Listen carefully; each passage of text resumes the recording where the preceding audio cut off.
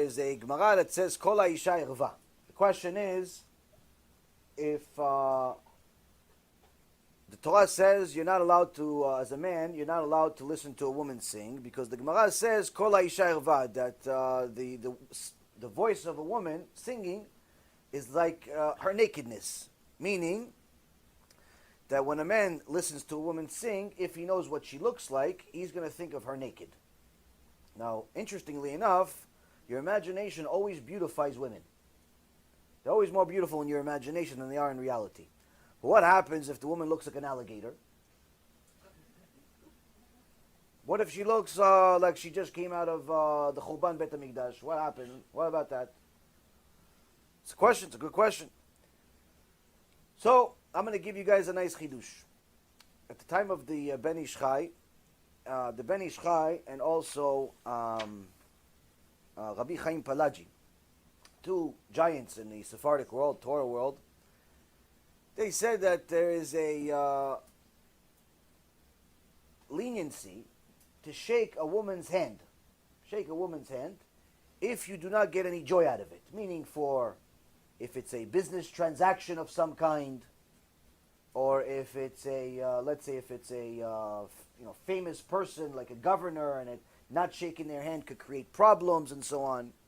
There's a leniency that if you just shake quickly and let go, there's a leniency you're allowed to do it. But if you get joy out of it, for a second, asur. It's like anything else. So, Rabbi Ovadia alav Shalom, when he got an award from the state of Israel for his book, Yabia Omer, he got an award from the country. Such a good book that they awarded him, and the prime minister at the time was Golda Meir, Shem Reshai Merkav. Golda Meir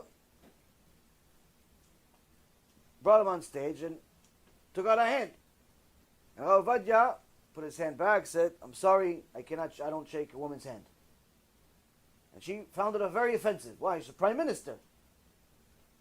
He didn't shake her hand, but there is an etel, there is a leniency to shake a hand. So when his son told the story years later, he says technically, if you look at it, aside from the Chachamim, the Ben Ish Chai, Rabbi Chaim Palagi, and others that said that technically there's a leniency if someone is important, like a prime minister, there's a leniency. This one had even more leniency. Why? She's ugly, she's old, she's gross, he's married anyway. Oh, there's 1.5 million leniencies with this Amalek. What's that? He could shake a hand all he wants. This one, maybe he want to hug her too. It doesn't make a difference. She's like hugging an alligator. But no, Rabbi Ovadia says himself, he wrote, I didn't hug. Why? I didn't shake a hand. Why? Why? He says, yes, there's leniencies, but who wants to rely on leniencies with such a thing? And sometimes you want to rely on leniencies, sometimes you don't mess with it. The point being is that even though at times there are certain leniencies to do certain things, you have to choose your battles. Now, when it comes to the woman's voice, there is no leniency. If you know what she looks like, you are forbidden from listening to her sing. Some Chachamim say, we're even more stringent, they say you shouldn't even listen to a woman talk because of how much tum'ah you have in your head. But the halacha is, you're not allowed to listen to a woman sing if you know what she looks like, because the mind of a guy, the mind of a man is very different than a woman. It has, your imagination is very, very creative. It's the most creative of Hashem's creations. That in essence, your imagination can even make a 94-year-old woman look pretty. How do I know? Right now, as we speak, there's a guy that went on the news, maybe about a year ago. He's 35 years old. Why is this 35-year-old nobody on the news? He wanted to introduce his girlfriend to the world. Who's his girlfriend? 94 years old woman. 94 years old. He's not even young enough to be a grandson. He's a great-grandson. She's a girlfriend. Why? Is it imagination? Who knows what happened in his imagination? Point being, if Torah says that the voice of a woman is nakedness, there's a reason for it. Generally speaking, I'll finish off with this. Someone asked Rabbi Ovadia one time, Kvod Harab, how come there's not any halachot about music?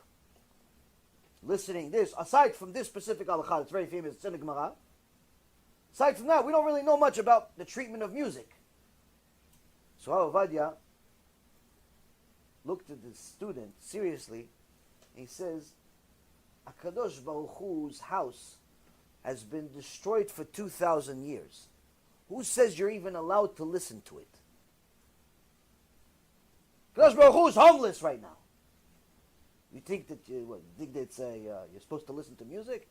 So there is a leniency that you can, as long as it's kosher music and it's music that's connected to Hashem.